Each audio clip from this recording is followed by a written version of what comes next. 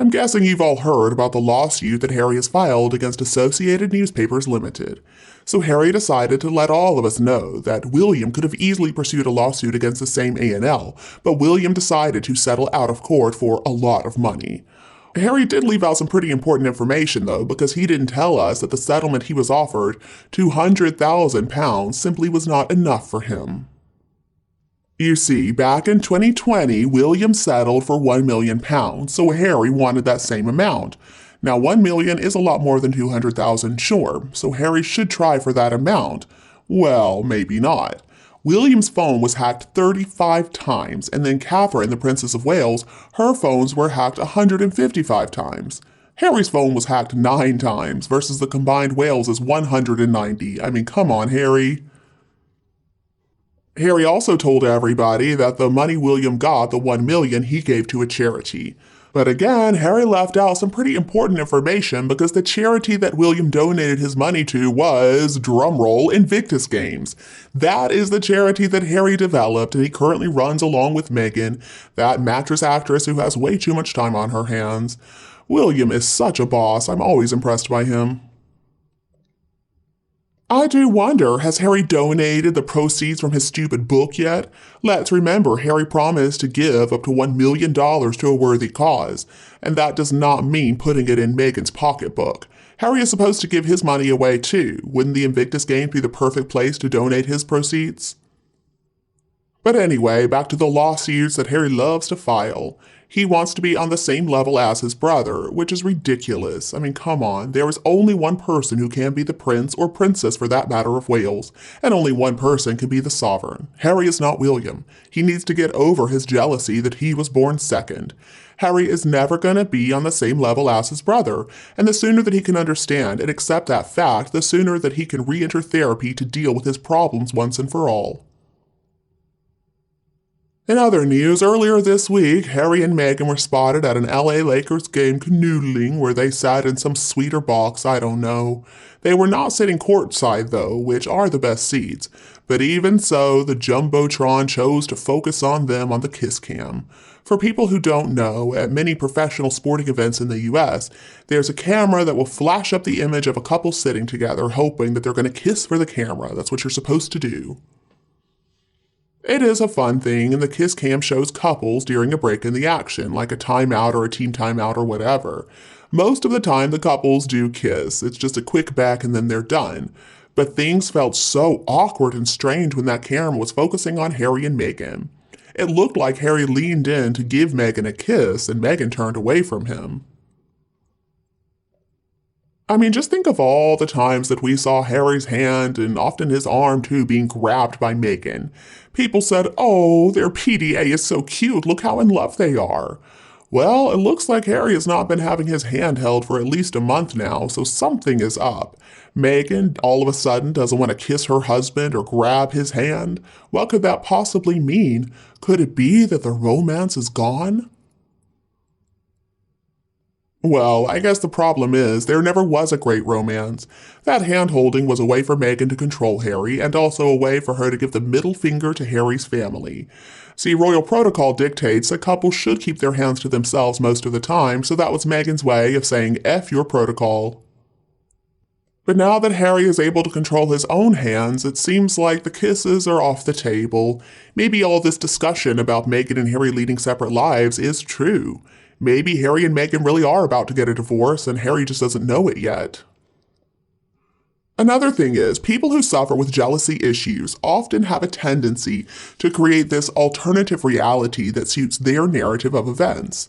And I suspect the two of them have already been exposed as liars, and this issue goes way past jealousy.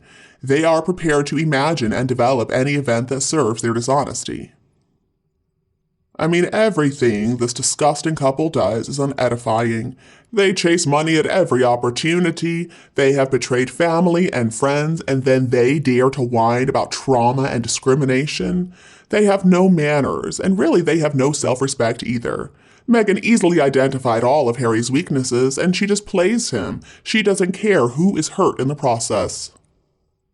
So yes, I do think all decent people out there should shun Meghan Markle. Harry should have a final opportunity to recant all of his slanders and offer himself to his father the king for rehab through quiet service to the royal family and the UK. You know, it's interesting to me how they'll also seek out and then abandon anyone who's going to support and help publicize their cause. But at this point, their little truth bombs don't have any power, or they're just missing altogether. Looks to me like Meghan and Harry's little arsenal is near empty, if not completely empty, and I, for one, am thrilled at that fact. I hope this means they can finally just slither back under the rock they came from. To be honest with you, there are few things in the world that bother me more than the misuse of character definitions. Meghan's lawyer, Jenny Apper, described Meghan as being of strong character when trying to excuse Meghan for accusations of staff bullying. Alright, last time I checked, Queen Elizabeth II had an incredibly strong character, and she knew how to rein Meghan in before the wedding for her bad attitude to staff. The Queen went with Meghan to the kitchen to inspect food preparations for the wedding reception. After tasting the food, Meghan shouted at the cook, "There is egg in this, I can taste it." So the Queen called Meghan aside and said, "Meghan, we do not speak to our staff like that." Another example of a strong character with class would be Catherine, the Princess of Wales. She can rise above Meghan's nasty accusations and maintain her poise, dignity, and empathy for other people. She's able to raise a gorgeous, happy family, and she gets along well with everybody without the need to spread horrible gossip or defend herself from unproven lies. I did discover an old post that was published in the Daily Mail after Meghan and Harry's wedding, but I do not agree with the late Michael Markle's description of his niece as being a strong character. In my opinion, if you have a strong character, that means that you can rise above trivialities and focus on the positive, and people with strong character are not lured into leaking fake gossip to the media, allowing small-minded people's comments about skin color to bother them, becoming upset if one's sister-in-law has to walk in front of them, I mean, come on, or not being allowed to walk beside a husband on a red carpet in Morocco because you are not of royal blood, so you have to walk on the fringe. And then what about the staff bullying, etc.? There are many examples. No, I'm sorry, that has nothing to do with being of strong character. Thomas had an alcohol abuse problem and an eating disorder too, so in my opinion that also does not suggest a strong character. Someone who likes to order people around is not necessarily of strong character, just demanding. I understand what Michael was trying to say, but I really disagree with his use of the term strong. Alcoholics and drug addicts, I'm sorry, but they do not have strong characters. Some can be pretty bossy, and they're often notorious for bullying their family or anybody else who stands in their way. There was also the interview about Meghan's uncle accusing her of being hypocritical. That was reprinted after Michael Markle passed away, and then Harry made a hasty return to California after his grandfather passed. It's pretty interesting that Meghan did not go to the funeral. She didn't send a wreath or message to her aunt, Michael's widow. Instead, she made sure to send a spectacle of a wreath for Prince Philip, whom I believe she had very limited contact with. Her aunt was really upset that Meghan totally ignored the entire family, and in my opinion, that could be described as inhumane and disgusting, but certainly not strong.